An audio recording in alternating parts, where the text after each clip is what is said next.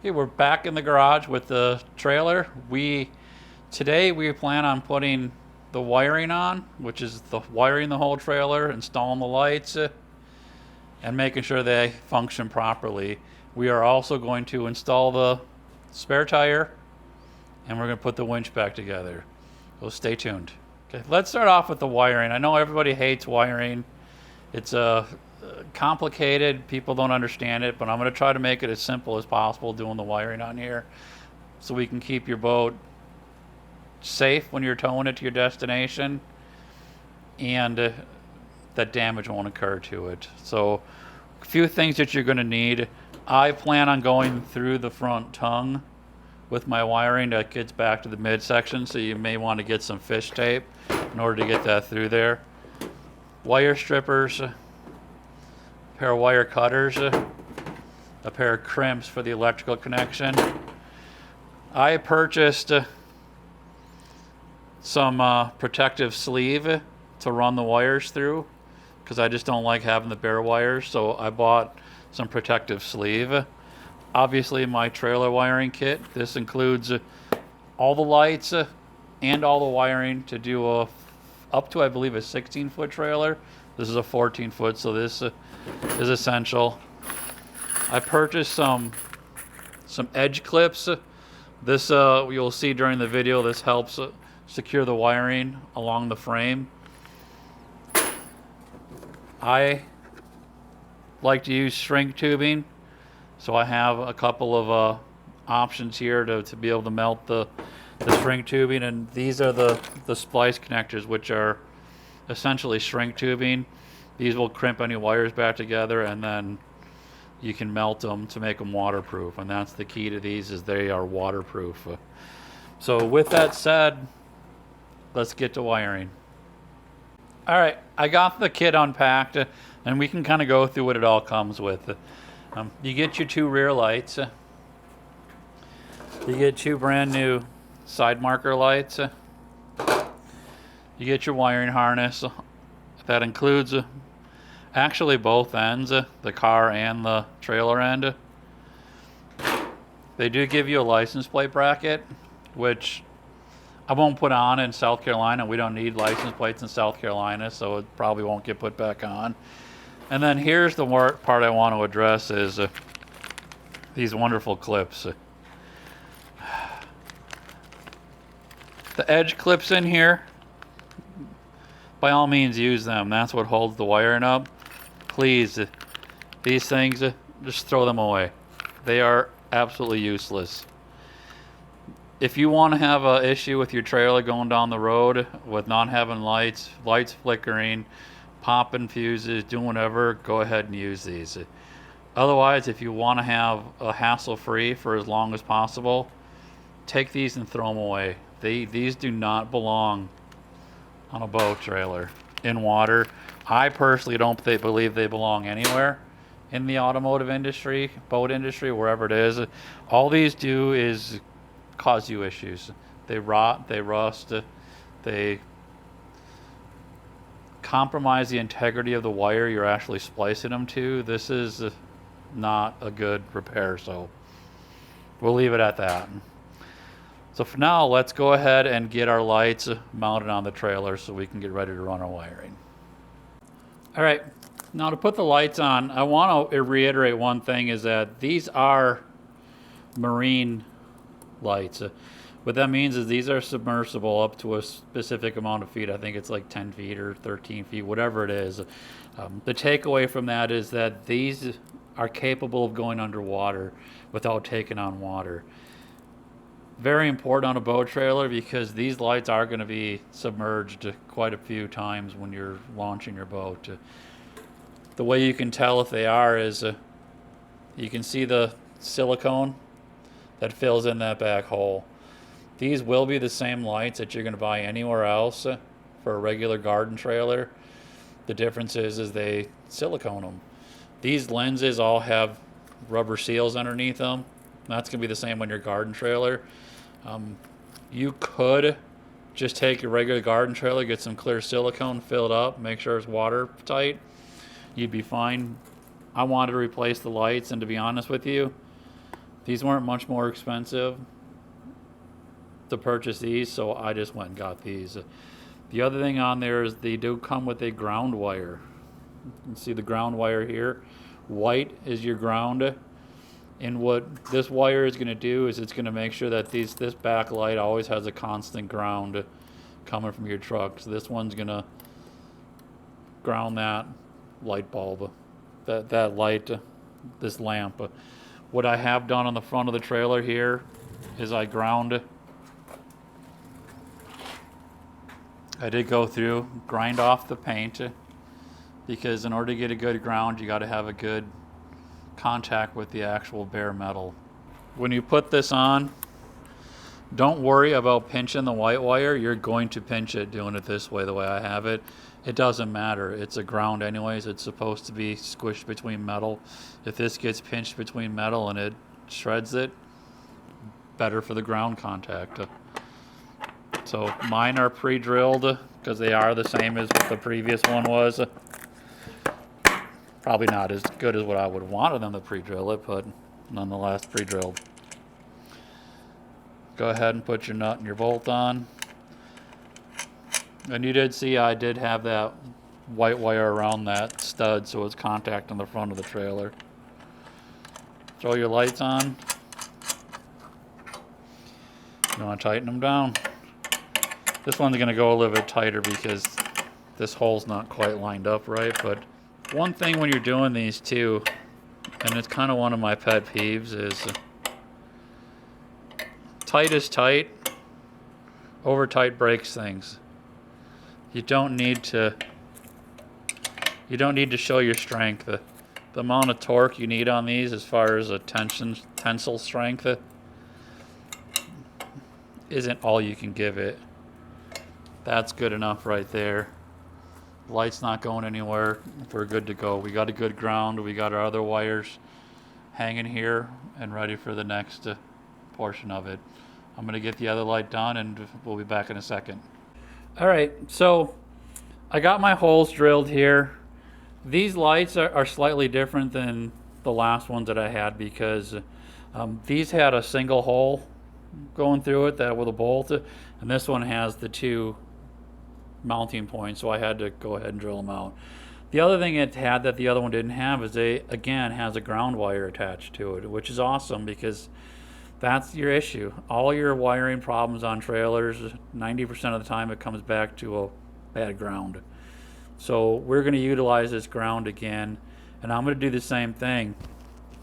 I ground off a little part of the trailer here, and I'm going to use the mounting screw for the light to ground this light.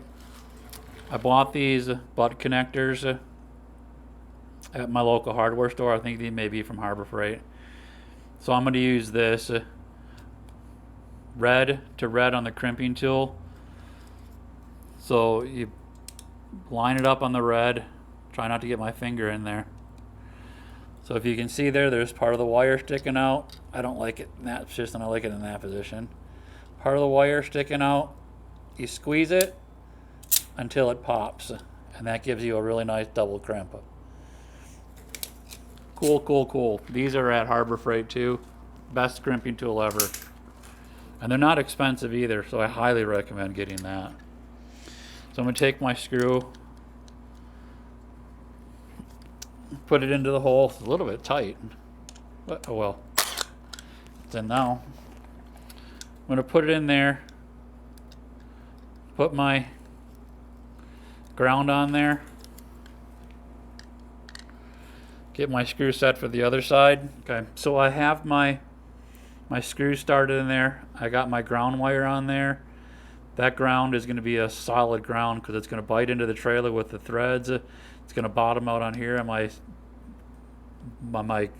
spot that I cleaned up on the frame, and then of course it's still connected to that. So that's one of the best grounds you can get. Fish it through the hole. I'm going to line up my screws, and I'm going to take my drill and drive them home. Oh, missed the hole there. There it is. There's one. There's two. Nice solid attachment. Again, I didn't see what that white wire did in there. If it pinched somewhere in there, I'm not really worried about it because it's a frame ground. So it's probably better if it pinched a little bit. I got a little bit more connection. So lights are mounted. Let's get to wiring the actual trailer up. We'll be with you in a minute. Okay, so the most important thing you're going to do when you're wiring is knowing how you want to route it, because I want a solid piece of wire from the front of my trailer going all the way back. I really do not want to do any splices until I get back to my lights. That's going to ensure that you have the best wiring you can, and you're going to have the least amount of issues down the road. Every time you make a splice, you're opening yourself up to corrosion, breakage, rust, and essentially an electrical problem. So what I've done now is I've unwrapped the wiring harness and I laid it out on how I want to put it onto this trailer. A, I'm going to make sure I have enough of it, and B, make sure I know exactly where I want to route it before I do it. What I've done is I started off at the hitch here. I want to make sure I have enough wire here to make it to my truck. My truck's about right here. That's going to give me enough wire to make sure I have enough to my truck. So I'm good with that. So from here, I'm going to run it through this tube. This tube is hollow.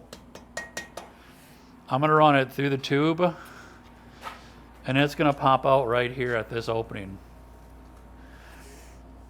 Or actually, I'm sorry, right here. Oh, it doesn't open there. It's going to pop out down here at this opening. So I can spread to my frame here and then run back along this frame. By going through this wiring, and it'll follow that frame going all the way back and up to the lights. So I have more than enough wire to do it. The reason why I want to go through this tube is this is the best place to protect that wire. It's going to be the safest housed inside of that tube. So it's not going to be dragging, it's not going to be open, anything flying around. And that's really what I'm looking for. So let me get set up, and I'm going to show you how I'm going to get it through that tube. So here's where your fish tape is going to come in handy. What you do is I'm going to get some length out, put it on the ground here, and I'm going to start feeding it up this tube. And eventually it'll just pop out the other end. Okay, so I am through. My fish tape is only big enough to get 2 of the wires through it, but that's fine. Put the 2 wires through. I really want all of them, all 4 of them to go through. So what I am going to do here is I got the green one on there, they're overlapped. I got some electrical tape. What I'm going to do is tape the yellow one to the outside of it. So I got that one taped to the outside. I'm going to tape the green one back together along with the red, the yellow and black and brown. So I'm taped up now. All I'm going to do now is go to the back of the trailer where this wire goes in and feed that wire through. Be gentle with it, don't fight it. And there's my wire. So now all I gotta do is I'm gonna get this tape off, get the fish wire off, and then we'll finish wrapping it down the trailer. Okay, so I finished pulling it through the trailer. What I want to do up front here, that is probably a little bit of overkill for what I need, but I want to make sure that I have enough on the front of the truck to do it. So I'm going to leave it about right here. What I'm going to do to make sure it doesn't get pulled any further is I'm going to wrap it around here a couple of times. That way if I pull too hard on that wire back here, it doesn't pull any more of this back through the trailer. And it ensures that I have enough up at the truck end in order to be able to connect to my truck. So we come back to the back of the trailer here. Let's talk trailer wiring real quick as far as colors. Yellow is your left. Green is your right. Brown are your brake light or your tail lights. Always remember that. The way I remember it, left is a yellow, L as a Green is right, green has an R in it. The easiest way to remember it. That is the same throughout the industry, regardless of where you are. Cars, trucks, semis, trailers, construction equipment, everything. Green is your right turn signal. Yellow is your left turn signal. Brown are your running lights. It's just that way. Yellow goes to the left. So I'm going to run this one back along the left of the trailer. So I'm going to put it over to the left side. Green is the right side, so I'm going to put the green over on the right side. First thing I want to address are the marker lights. Okay, so for the side lights, all you need is the brown wire because they're just running lights. They're not blinkers, so you just need the brown light to be on when you turn your lights on. What I'm going to do is I'm going to split the two wires apart. So with the knife, I'm just splitting them. And see, that got the two wires separated. Reason I'm doing that is I don't want to cut the green wire yet because I don't need the green wire till I get to the back. So what I'm going to do now is split the difference. I'm going to cut the wire. What you need to do is get a pair of wire strippers. Strip the brown on both sides. And I'm going to twist these two ends together. This isn't going to look the prettiest when it comes to the green wire doing this, but it's going to be the best as far as how much I have to splice. Again, it's a butt connector, waterproof. I'm going to do the one side. When you're doing these, make sure you get that wire in as far as you can. Get a good connection on it. Again, I'm going to use the red because it's red. And I'm only doing half of it at this time. You can see there's only half of it. I'm going to crimp it. It's a solid connection. The other end of it is going to go to this light, to this one. I twist them, get it in as far as you can. Red to red. Nice solid crimp. Okay, so what I have here now is a Burns-O-Matic. What this is this is going to help. It's actually a butane soldering iron, but what it has is it has this little shield attachment to it, and this attachment is for these butt connectors and for shrink wrap. And what it is once you fire it up, it's hard to see if it's lit. I gotta wait and see if it. You can see it's glowing red in there. It's basically heating. It's basically throwing out a ton of heat. And what that's going to allow me to do is, if you see on the connectors here, if I go around it, it's melting that connection on it. It's giving me a nice even melt. What that is doing right now is making a waterproof connection. And that one's ready to go in the water now. That one could be submerged and you wouldn't have any worries about it.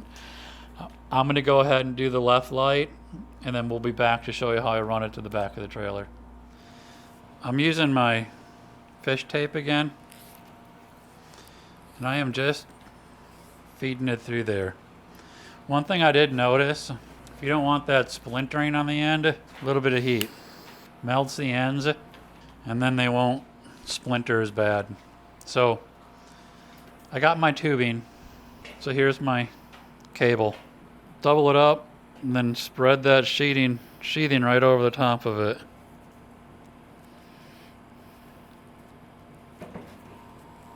It's kind of a game to get it on there because you're almost like inchworming it on. So I'm grabbing it from here. I'm inchworming it. So it's going to take a little bit to do. So I'm going to finish getting it on here. And then I'll show you how I wrap through the trailer. I got some sheeting left over, but you can easily work this portion of that wire through it when it's like this. So, okay, so what we did here now is the wires come through the middle here. I took the green and the brown and I ran it across this frame. They come with these edge clips. And I even bought some of the edge clips too because I thought I was going to use them. Turns out that the frame is just too thick for these edge clips. They don't really hold that well. So I'm going back to my trusty zip ties. Nothing holds them better than a zip tie. It's just, they're weatherproof. So I went around the green wire and zip tied it right here. I did use one edge clip down in the frame right here on this side to get down to the wiring over here. And from there, it's running down along the frame.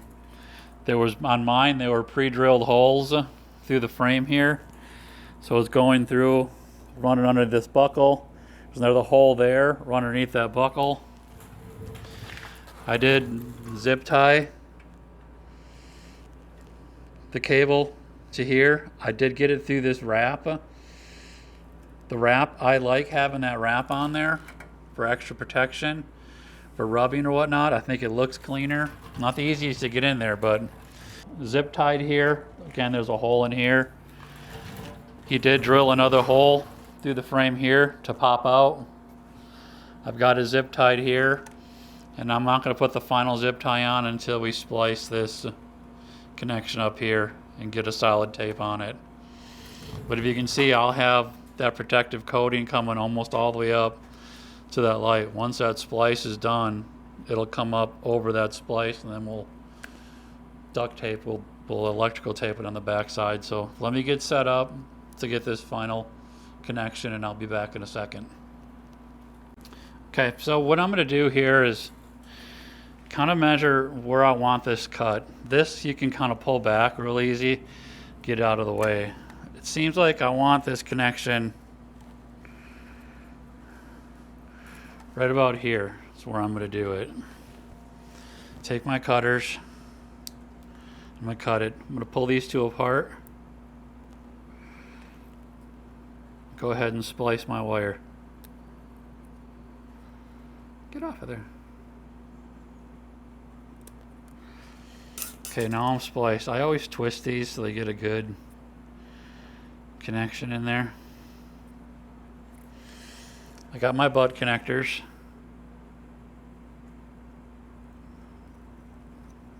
I personally like to do one side at a time. Make sure I get a nice tight cut over here. Crimp. There's that one. Let's finish this one. Okay, so we are crimped. And we're just brown to brown. Brown.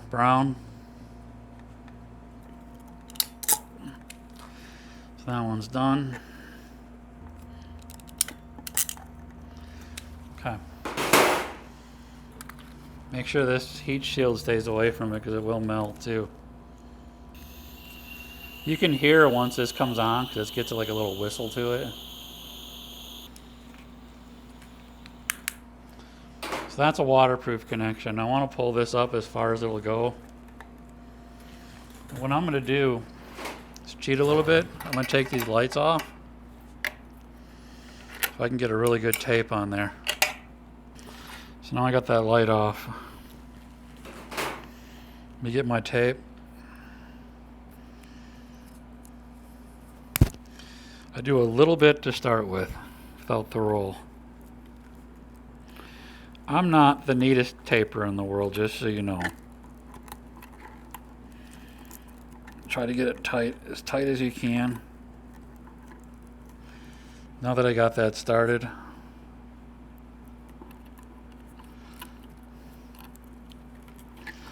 I'm going to roll it.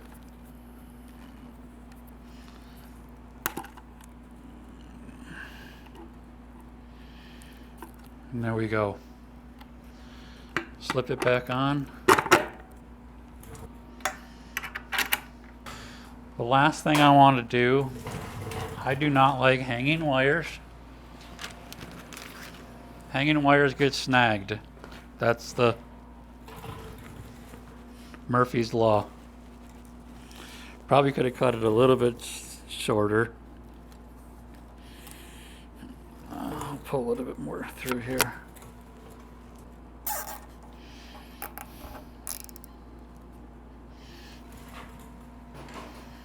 and cut your end off.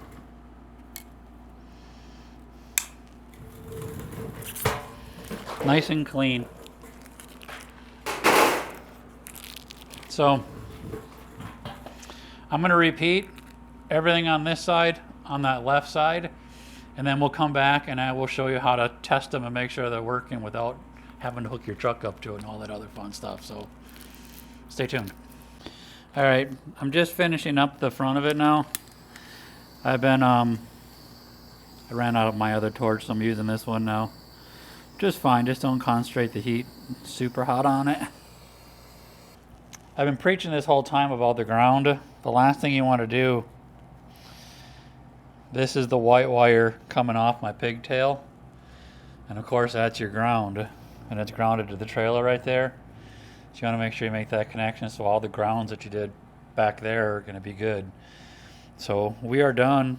I got my little cord on here. I kept a little bit more extra than what I figured. I figured I'll just kind of wrap it there. But my truck is about right here.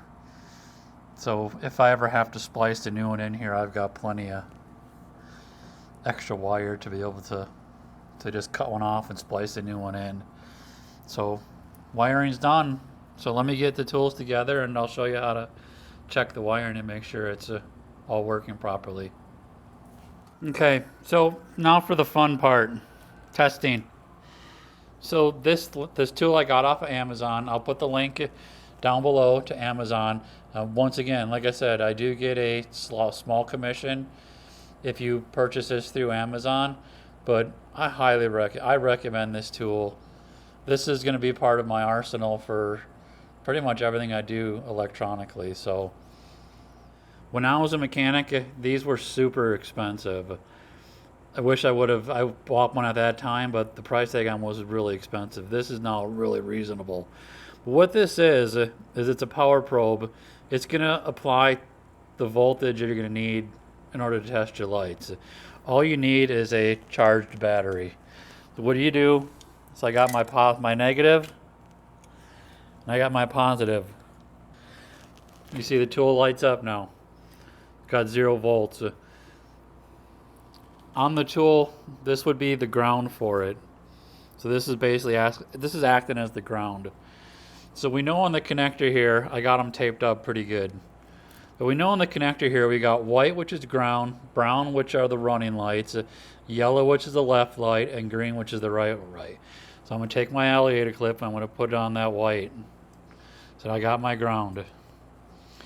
Now I hold down the center button on here, which is going to allow power to go through. And I'm going to go to the green side. If you look on the back of the trailer, light. So my right blinker is working right now. Now I'm going to test the left one. So I test out the yellow. And there's my blinker for the left.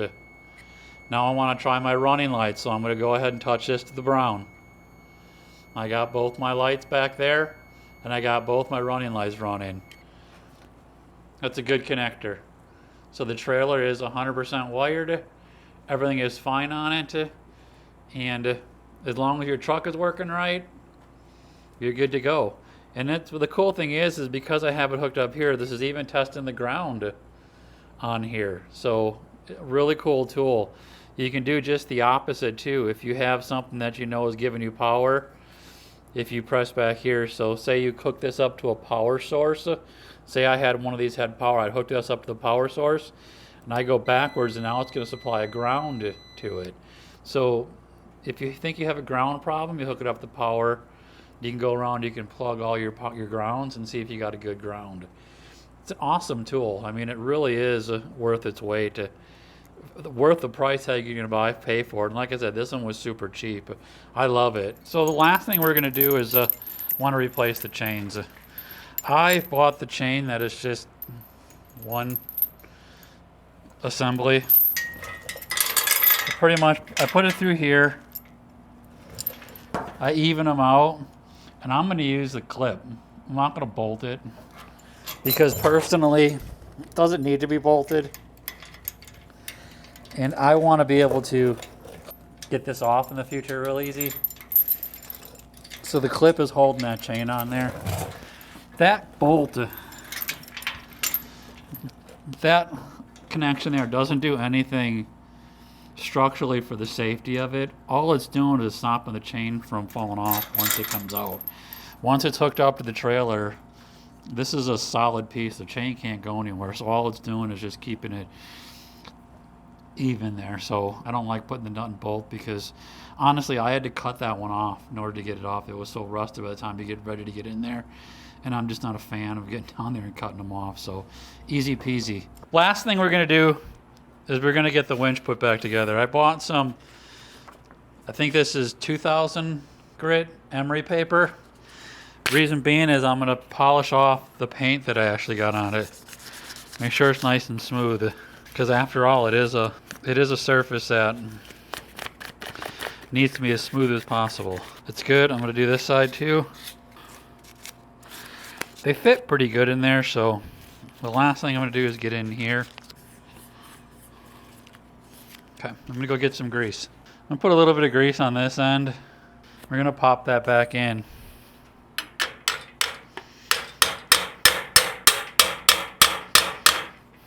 So I've put the one bolt in, fished it through, got my washers on. Now I'm just gonna tighten this up. 7/16. So I'm gonna take I already put some grease on it. Slide it in.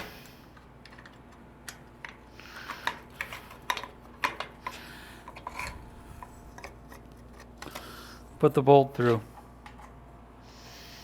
Nut and washer. Make sure you have a lock washer on this one to lock it in place.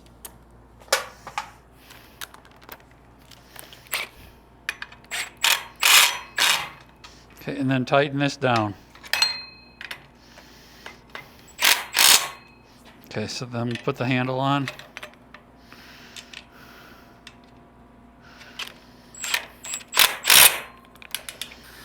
While I wrap this up. By the way, this is a new winch handle I bought for it.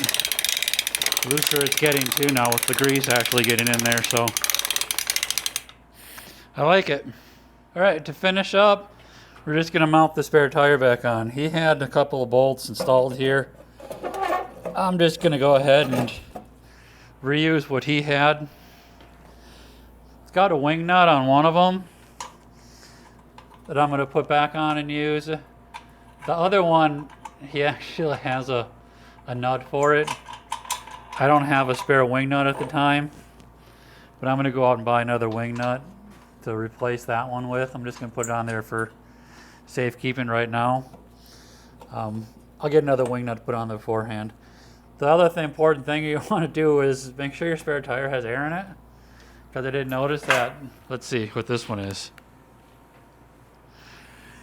I'm going to say 0. 0 PSI. So make sure your spare tire has some air in it, because a flat spare tire doesn't do you any good. I'm going to put 32 pounds in it, or such.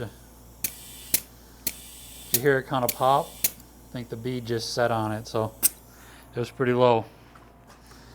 So when you check your tires, check your spare.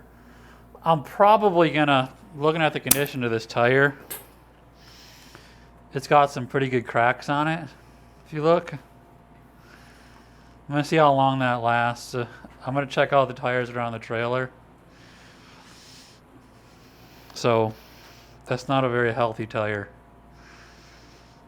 Worst case, if the tires on the trailer are all good, I'll air them up, replace the spare tire with a decent tire, or I'll do 2 new tires on the trailer and take one of them spares and one of them tires and put it up here for the spare. But make sure you've got a decent spare tire, because you don't want to be caught out with a flat tire and a flat spare. So with that, we're going to wrap this video up. We have one more project to do on this trailer. We're going to repack the bearings and then put a set of bearing buddies on it. And that should wrap up the trailer, and we'll be able to get back into doing some work on the boat. So Thanks for joining me, and happy fishing.